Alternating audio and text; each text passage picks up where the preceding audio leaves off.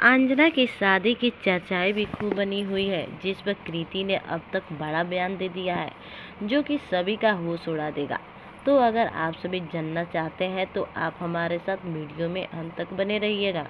अंजना और यश के तलाक सरेआम है। तलाक अंजना ही लेना चाहती है, क्योंकि यश के साथ उनका रिश्ता बिल्कुल भी ठीक नहीं चल रहा है।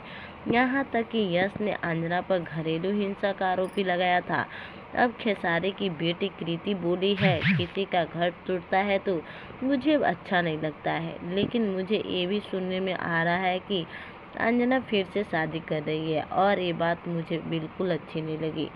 यस अंकल ऐसे कर सकते हैं, हमने सपने में भी नहीं सोचा था।